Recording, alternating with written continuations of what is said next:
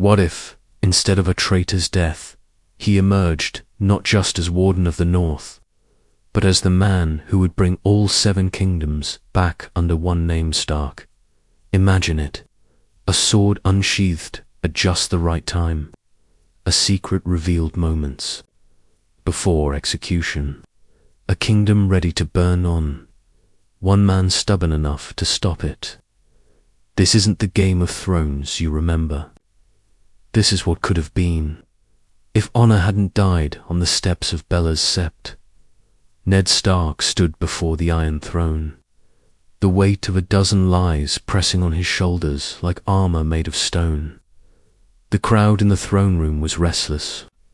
Sansa was crying. Cersei's lips twitched, barely holding back a smirk. But Varys had moved, subtle, silent, a single nod from the spider toward Seer, Barristan. And suddenly, the tension cracked.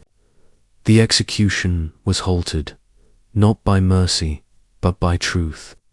"Stop," Varys whispered to Pycelle, just loud enough for the whispers to spread like wildfire. "We have proof." In that moment, everything changed. You're not ready for what happens next. But let's go there anyway. 3 days later, King's Landing wasn't celebrating a royal execution, it was reeling from a royal scandal. Joffrey's claim was falling apart like rotten parchment. Ned, released from the dungeons, was no longer just a prisoner. He was the only man who dared to speak the truth when lies ruled the throne, and truth in this world was dangerous. But powerful, inside the Red Keep, Cersei paced like a caged lioness. Her son's legitimacy was being questioned in whispers that grew louder by the hour. She had underestimated the old wolf from the north. She thought she could break him, humiliate him. But Ned Stark wasn't a man easily bent. And worse, he had allies now. Littlefinger, sensing the winds shifting, had vanished for the moment. Tyrion, still on the road returning from the Vale, would return to a capital simmering with paranoia and power vacuums. But it was Renly who struck first. He appeared at Ned's door not as a Baratheon prince, but as a man holding a new crown and an offer. "Help me claim the throne," Renly said, "and I'll name you Hand. Together, we can stop this madness." Ned refused, not because he didn't want peace, but because he no longer believed the Iron Throne deserved to be sat on by those who treated it like a prize. He didn't say no to power, he just wanted it used differently, so Ned did what no one expected. He sent ravens to the Vale, to Dorne, to the Riverlands, to every corner of Westeros, and he didn't plead for help. He made a promise. No more kings, his message read. No more false claims. One banner, one realm, one people. And just like that, boom, the game changed. Wait, hold up. Did Ned Stark just say no to the Iron Throne and propose something even bigger? Reuniting the 7 kingdoms, not by conquest, but by unity under House Stark. This is the part where you hit that like button, because trust me, ... it gets wild from here. In Winterfell, Robb Stark received his father's letter with shaking hands. The North had already named him king, but now his father was alive and calling on all realms to put aside crowns for the sake of peace. The lords were divided. Some saw it as weakness. Others, like Great John Umber and Mage Mormont, saw it as vision. "Your father means to unite Westeros," Great John grumbled over ale. "Sounds like a southern fool's dream." "He means to end this war before it becomes a 1,000-year wound," Robb answered. "That makes him a Stark." Across the sea, in Dragonstone, Stannis Baratheon boiled with rage. His brother's death had been inevitable, but Ned's new movement threatened everything he claimed by law and blood. Melisandre whispered of shadows and fire, but even she looked uneasy. Ned Stark speaks with the voice of old kings, she warned. He does not burn easily. Meanwhile, in the Riverlands, Catelyn Stark met with Edmure and Blackfish, rallying them to a cause that was larger than just vengeance for her husband. He was alive, and if he truly meant to end the madness that had consumed the realm, she would help him. But not everyone was eager to kneel to a northerner preaching unity at Highgarden. Mace Tyrell scoffed at Ned's proposal. One kingdom under a Stark, he laughed. The North barely keeps its wolves fed. In dawn, Prince Doran read Ned's letter 3 times. Thoughtful, silent. He does not ask for fealty, he finally murmured. He asks for peace, but here's where it gets insane. The one who answered first wasn't a lord or a king, but a queen. Daenerys Targaryen, still across the narrow sea, got wind of Westeros fracturing. Her dragons were growing. Her Khalasor was loyal. But even she felt something shift when she heard Ned Stark Liftand wasn't fighting for a throne. He means to rule them all without ruling at all, she said. That is power. Let's pause real quick. If you're still with me, drop a comment. Would you support in this new Westeros? Daenerys with dragons, Stannis with law, or Ned Stark with unity? Because what's coming next is war, but not the one you remember. Robb was moving south not to conquer, but to protect his father's dream. Stannis was preparing ships. Tyrion, now hand again, realized Cersei's grip was slipping fast. The crown was weak, the realm was tired, and the people started whispering something new. Not winter is coming, but the North remembers, and it leads. You still think Ned's the same quiet wolf from season 1. Think again, think again. The North moved not with fire and fury, but with cold purpose. Robb Stark, no longer the young wolf seeking vengeance, now led his bannermen south with banners raised high not as a king, but as a son carrying his father's vision. The lords grumbled, sure. Men like Karstark and Bolton whispered of lost crowns and weakened pride, but none dared defy the return of Eddard Stark. His survival had become more than a miracle, it was a rallying cry, and across Westeros that cry began to echo. The Vale responded first. Lady Lysa Arryn, always paranoid and withdrawn, refused to engage, but her bannermen thought differently. Young Robin's wardship under Littlefinger was slipping fast. Jon Royce, the Bronze Jon, saw in Ned Stark a chance to bring honor back to a land ruled by cowards. We owe Lord Stark our swords, he declared. Let's remind the realm what loyalty looks like. Meanwhile, in King's Landing, chaos brewed like wildfire beneath the throne room floors. Joffrey was no longer calling the shots. His tantrums echoed down empty halls, and his crown sat heavier with each passing day. The small council was fragmented. Pycelle babbled loyalty.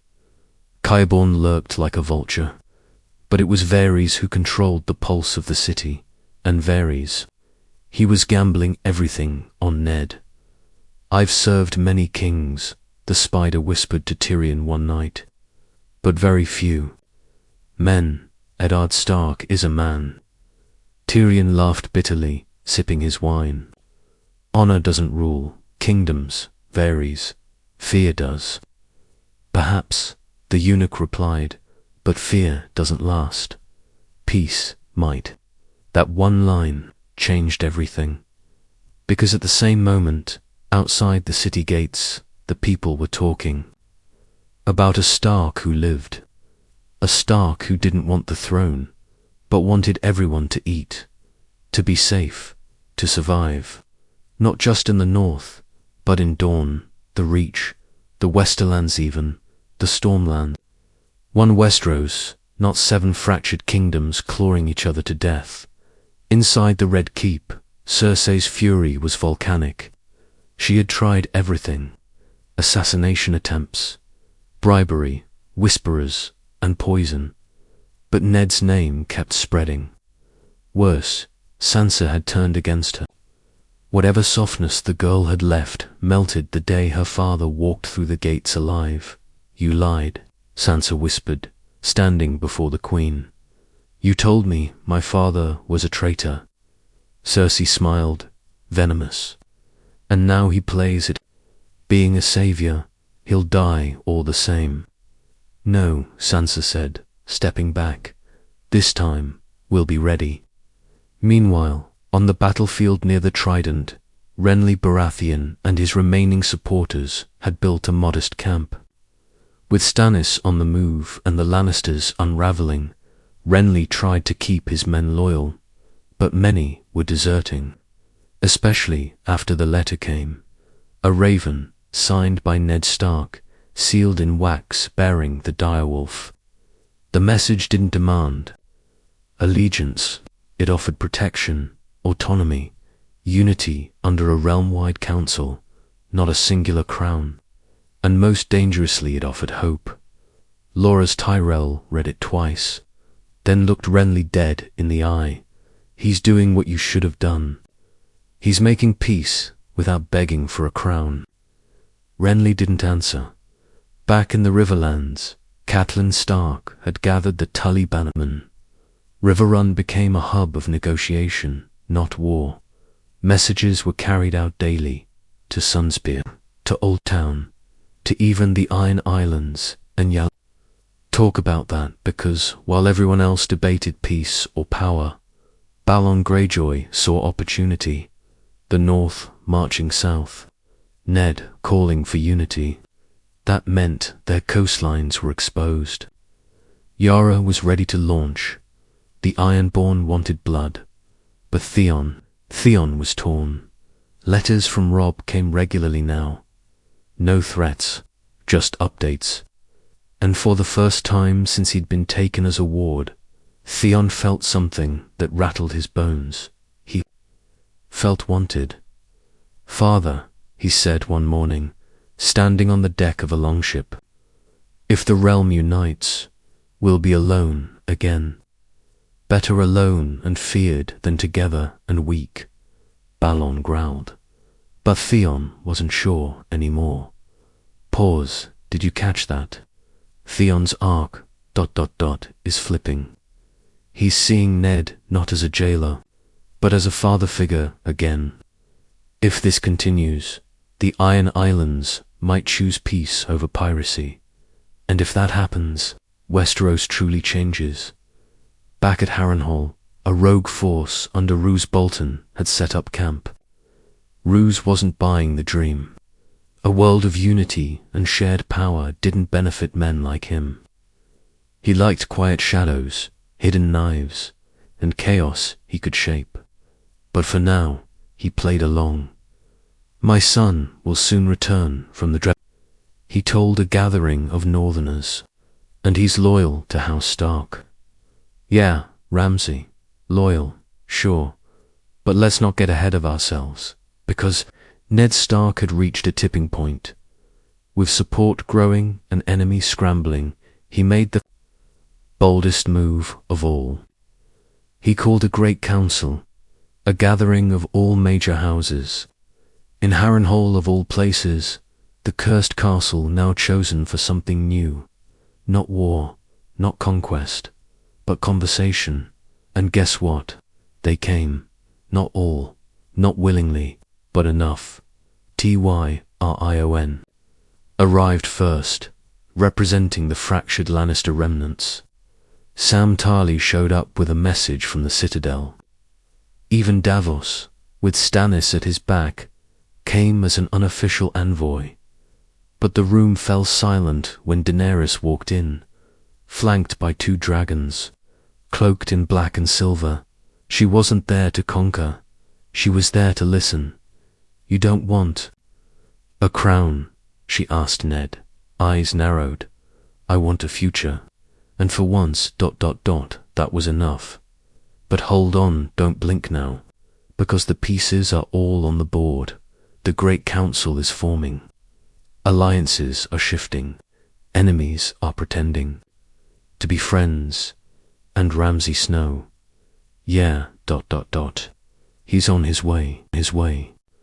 The wind howled through the shattered towers of Harrenhal as lords from across Westeros took their seats in the great hall. No throne, no banners, just a long stone table, cold and scarred by fire, with Ned Stark at its head. His face was thinner, beard streaked with grey, but his voice held steel. "This council is not for kings," he said. "It's for Westeros." For a moment there was silence, then murmurs, then open arguments. "I didn't come to bend the knee to a wolf," spat Randall Tarley, his hands gripping the edge of the table. "I came to hear if the rumors were true." "They are," Samwell said, voice small but clear. "My father speaks of loyalty while forgetting the oaths he once swore. Lord Stark doesn't demand allegiance. He offers a way forward." "A way forward," barked Mace Tyrell. "A star-clad peace means Reachman answer to Northerners." "It means the Reach doesn't burn," Daenerys interrupted. "I've seen kingdoms crumble over pride. If we don't unite, we'll be ash and bone before the decade's out." That shut him up, but the cracks were showing. Outside Harrenhal, armies waited in uneasy silence. Robb Stark kept his men in line, but Roose Bolton's forces sat too still, too quiet. And among them, a new arrival, Ramsay Snow, watched everything with a cruel smile. He had plans. None of them involved peace. Inside the council, tensions brewed beneath every word. Tyrion Lannister observed it all with narrowed eyes. "This is charming," he muttered, sipping watered wine, "but we're all forgetting the real threat." "Which is?" asked Jon Royce. "The people that earned some scoffs." But Tyrion leaned forward. "You think the small folk care who sits on a council? They want bread, safety, vengeance.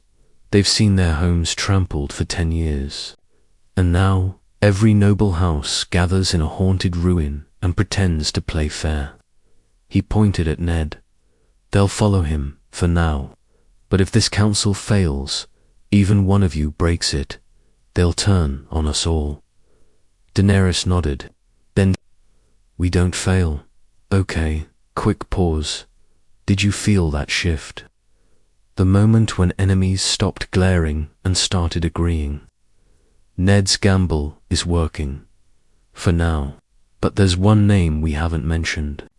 One player who's been silent since the game changed.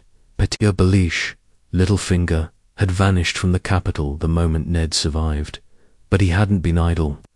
In the shadows of the Vale, in brothels and back rooms, he whispered doubts, fed rivalries. He knew one truth better than most. Chaos was a ladder, and this new world Ned was building. He meant to climb it. Back at the wall, Jon Snow stared at the flames. The Night's Watch had changed. The White Walkers had vanished, but not forgotten. And Castle Black was still rebuilding after the long war. But the realm's silence troubled Jon more than the wind beyond the wall. Ned's raven had arrived a week ago. A personal letter, simple, direct. He asked for Jon's counsel not as a commander, but as a son. Jon hadn't answered. "Not yet. Go," Sam urged. "He needs you." "And if I go south?" Jon asked. "What do I become?" "You become the only person who can keep this fragile dream alive." Down in Harrenhal, fragile it was, because, just as things seemed stable, the first knife fell. A Tully bannerman loyal to Walder Frey was found murdered, poisoned wine. A message left behind. No more wolves. The council flared with suspicion. Accusations flew. Mace Tyrell blamed the Martells. Jon Royce blamed the Lannisters. Daenerys blamed them all, and Ramsay smiled. Looks like peace is already bleeding, he said softly to Roose, who said nothing. But Ned didn't flinch. He buried the dead, investigated personally, and addressed the hall with eyes full of cold fire. If any man here seeks to break this council from within, speak now and face me. Or run and know I will find you.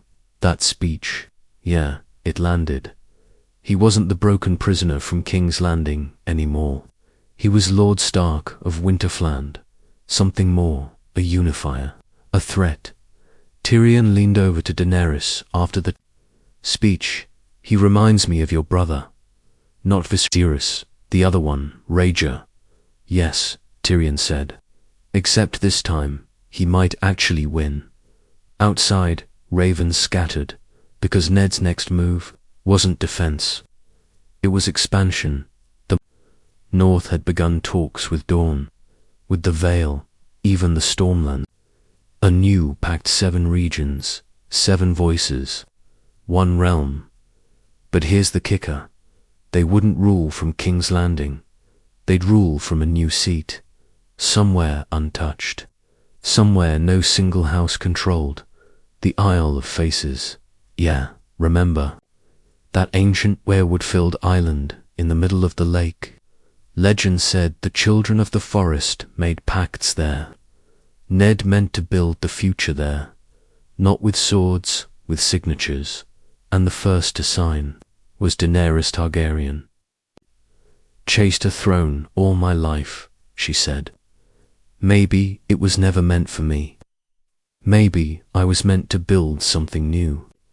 She placed her name at the bottom of the Pact of 7. One day later, Tyrion followed. Then Jon Royce. Then Gendry Baratheon, speaking on behalf of the Stormlands. Even Oberyn's daughters from Dorne, once enemies of the North, added their names, but Stannis. Stannis refused. That's not how law works, he barked from Dragonstone. Unity without order is chaos. I am the rightful king. I will not kneel to a committee of cowards. And so, war returned, because Stannis wasn't coming alone. He had ships, he had Sellsworths, he had Melisandre and her shadows, and worst of all, he had allies. Littlefinger returned, publicly aligned with Stannis, secretly pushing his own game. I'll give you Harrenhal, he promised, and I'll make sure the North bleeds. In the cold chambers of the Vale, Lysa Arryn finally gave in. She sent her knights quietly, secretly toward Harrenhal. The war that Ned had tried to prevent was now on his doorstep. But hold up, don't skip now, because Jon Snow just crossed the neck. Arya Stark is riding south, and someone you absolutely won't expect is about to change sides. You think this story was about peace. Peace was just the bait, The first snowfall dusted the fields outside Harrenhal as scouts returned with grim news. Stannis was marching. 10,000 men, ships up the Trident, and not alone. Vale Knights flanked his vanguard. Sellswords from Essos followed, and worse, carried whispers that the Golden Company had finally broken their contract in the east. They weren't riding for Targaryen restoration anymore. They were riding for Littlefinger inside Harrenhal's Great Hall. The Pact of 7 was now a war council. Ned stood at its center, his knuckles white against the stone table. Around him, tension brewed like storm clouds, ready to split. He means to destroy everything we've built, Robb said, eyes flashing. He means to take it, Daenerys corrected. And if he wins, he'll put heads on spikes before ink can dry. Tyrion sipped his wine, face pale. He's not coming to negotiate, he's coming to burn. Arya Stark appeared then quiet, thin as a shadow, but fierce-eyed and tired. From her ride, no one had expected her arrival. Not even Jon, who stood beside the fire, stunned silent. She didn't smile, just walked forward and dropped a bag on the table. Inside, Littlefinger's letters, stolen from an informant in the Vale. Secrets, deals, plans, names, and one name stood out. Roose Bolton, of course, Ned muttered. Ramsay hadn't been idle. The phrase had moved to his side. Bolton forces were already breaking from the main host, carving a line northward. He wasn't heading to Stannis, he was heading to Winterfell. Let's stop right here, because this is where the story fractures. Ned's dream is bleeding on two fronts now. Stannis and Baelish to the south, Bolton and the Freys to the north. And his council, it's barely holding together. You should have taken the throne, Robb snapped.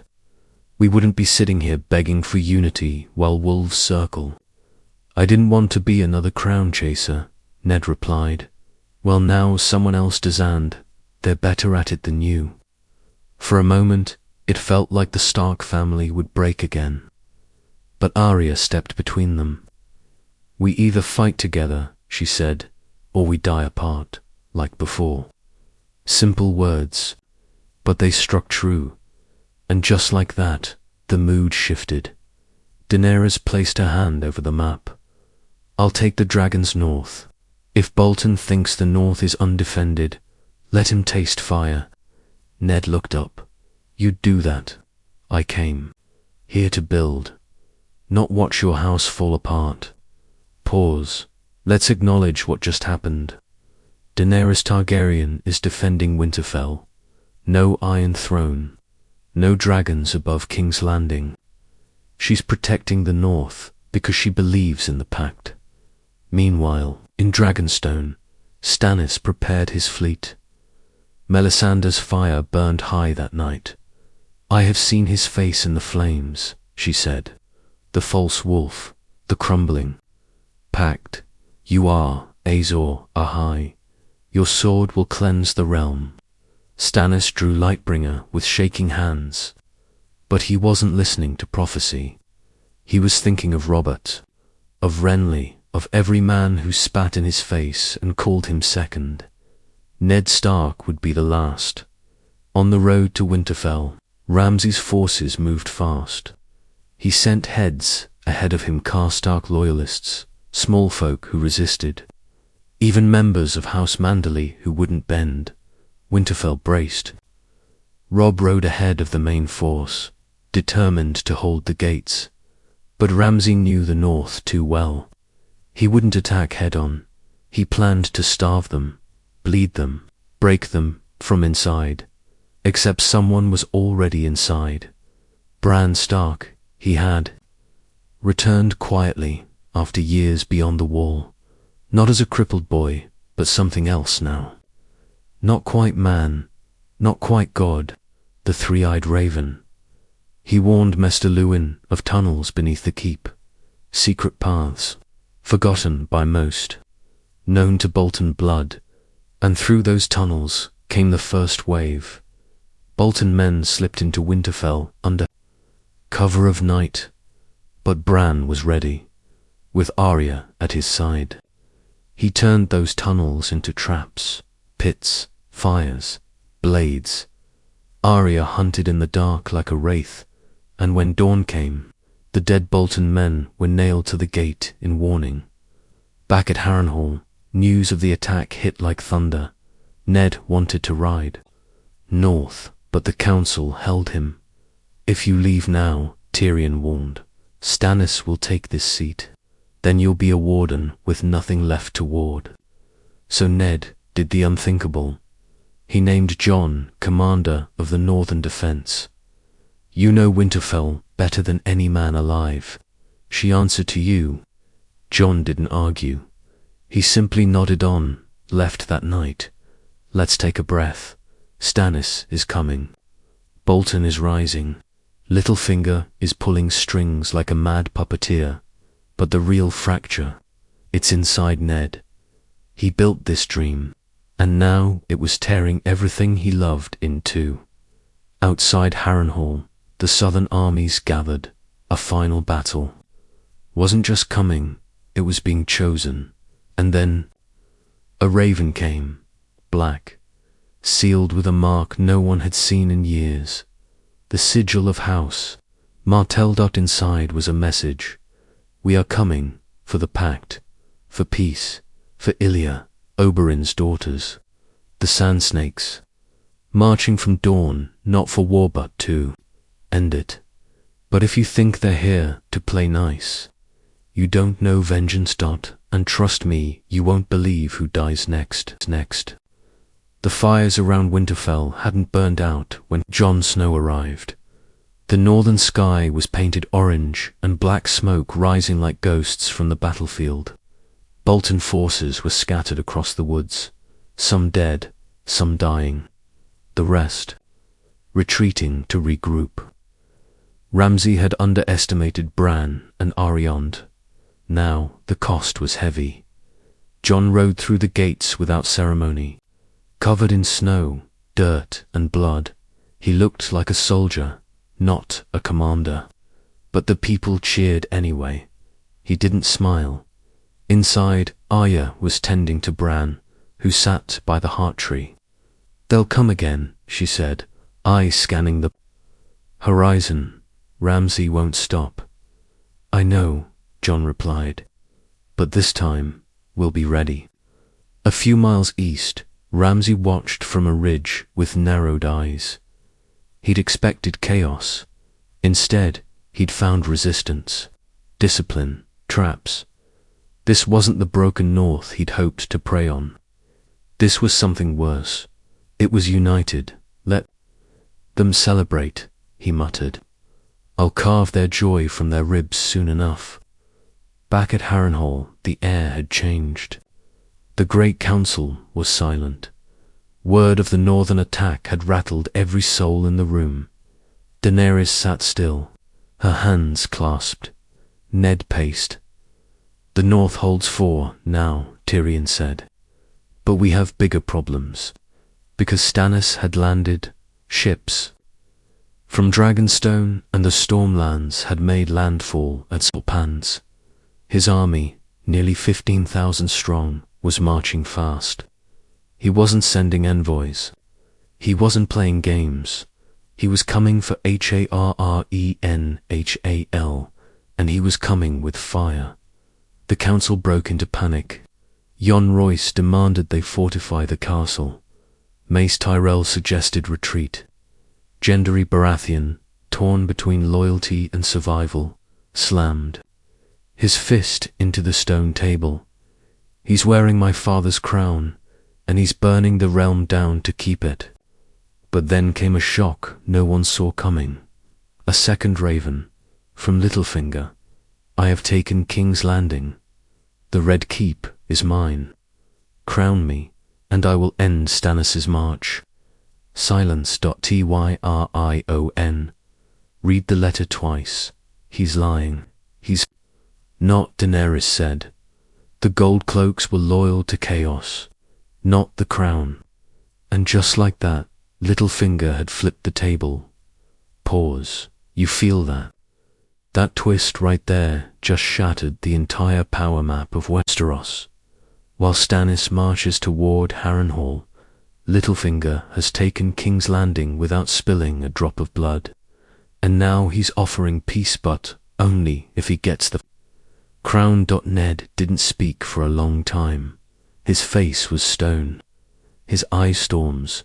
He murdered Lysa Arryn, manipulated half the lords in this room, betrayed my family at every turn, he said. "He wants legitimacy," Tyrion replied, "and he's playing the only card he has."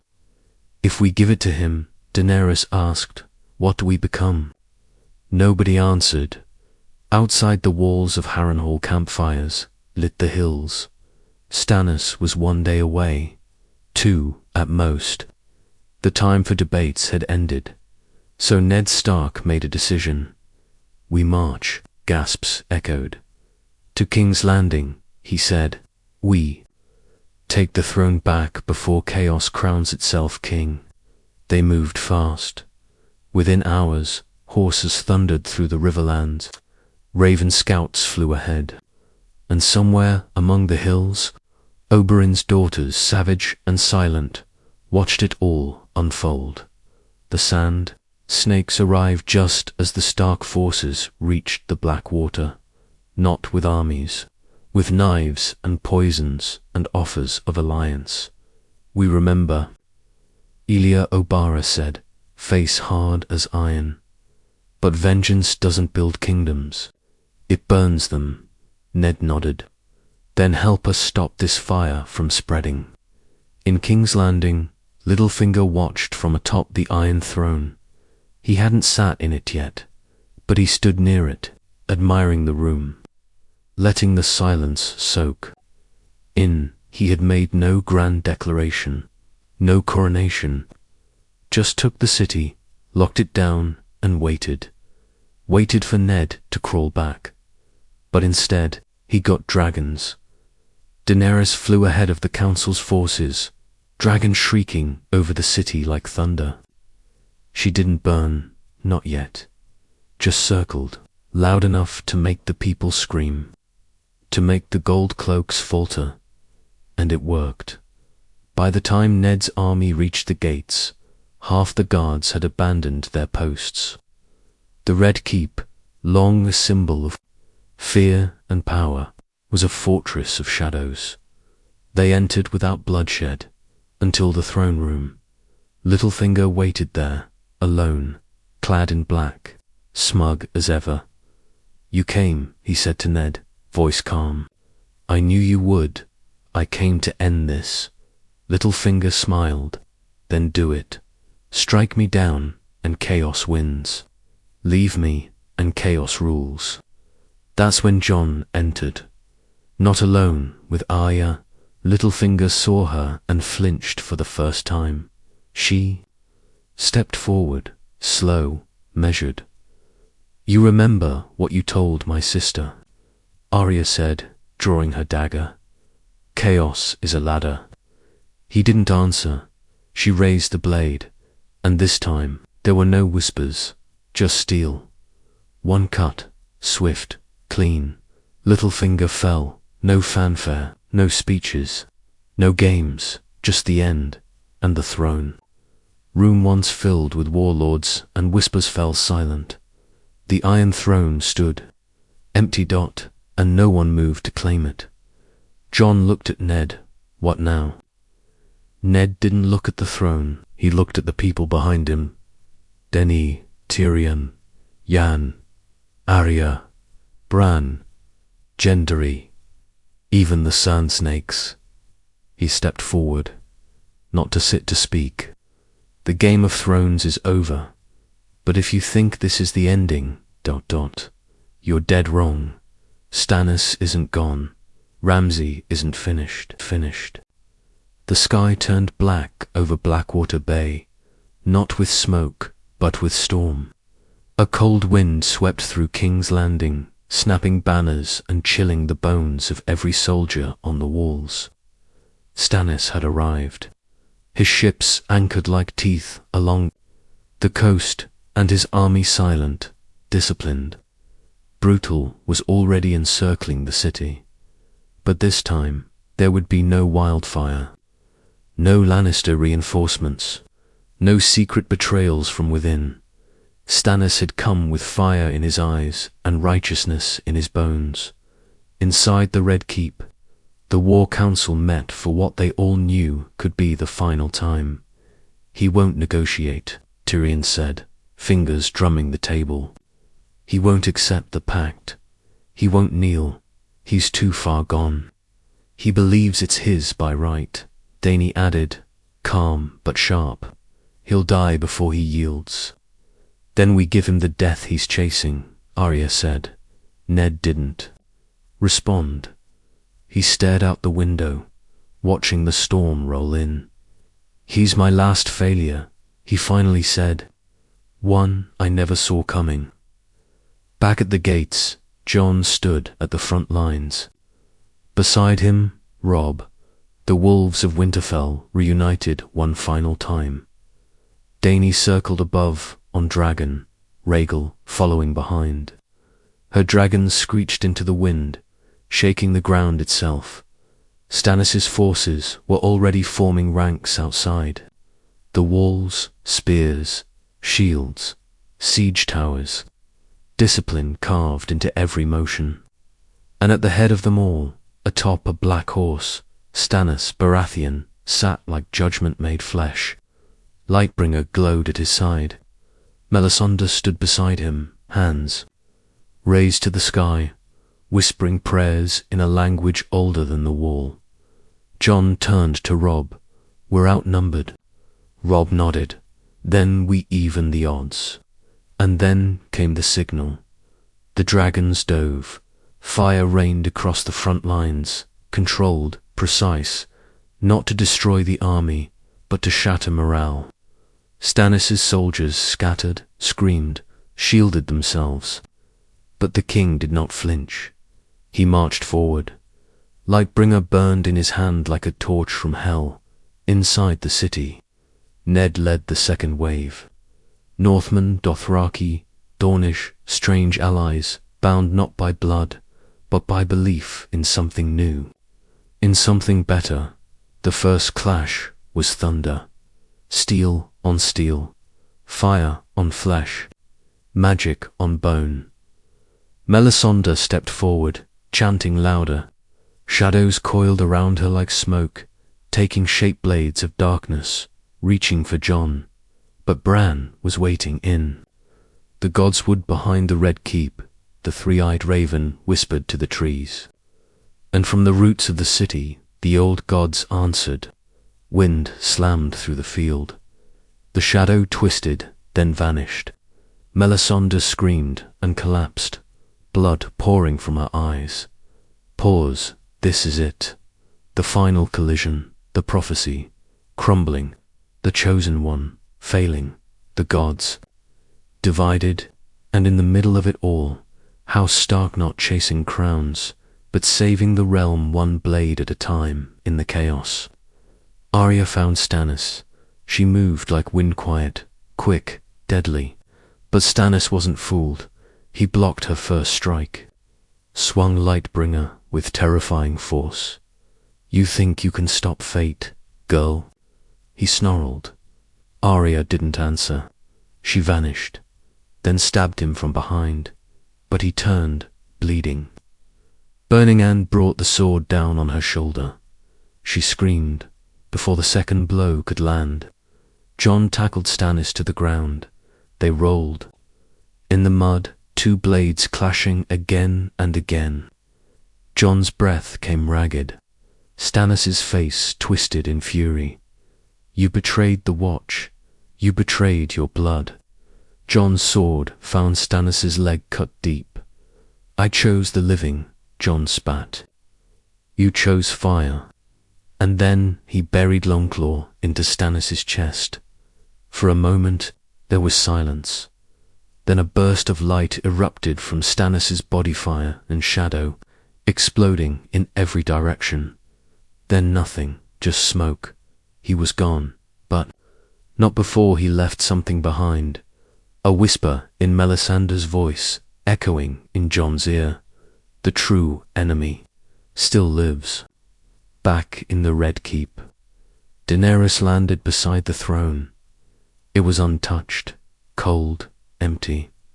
She stared at it for a long moment, and walked past to the courtyard, where Ned stood, soaked in rain and ash. "It's done," she said. "No," he replied. "It's only beginning." Because in the north beyond, the wall the wind had shifted again. Bran felt it first. His eyes glazed over, mouth open in horror. "The dead," he whispered. "What?" Arya asked, still holding her bandaged shoulder. "The dead are not done." Atop the shattered wall, a single figure moved. Not a wight, not a walker, a man, wearing black eyes burning blue. He wasn't the Night King. He was Jon Snow, a second Jon, A second soul split when Melisandre brought him back. The prophecy hadn't ended. It had been divided. Ned didn't know yet, but Bran did. And that second Jon, he was walking south right now, and he remembered everything. The fires in King's Landing were finally out. The streets that once overflowed with blood and screams now held quiet, the kind that feels more like the breath between storms than any real peace. Crows circled the towers. Ash clung to broken stone, and in the center of it all, the Iron Throne sat untouched. Ned Stark didn't look at it. He stood in the courtyard, the last of the northern banners still fluttering behind him, and watched as the survivors gathered. Robb, bruised and bloodied, helped Arya down from a wagon. Her shoulder was wrapped tight, her movements stiff. Jon, silent as ever, kept close, though his eyes were darker now, not haunted, hardened.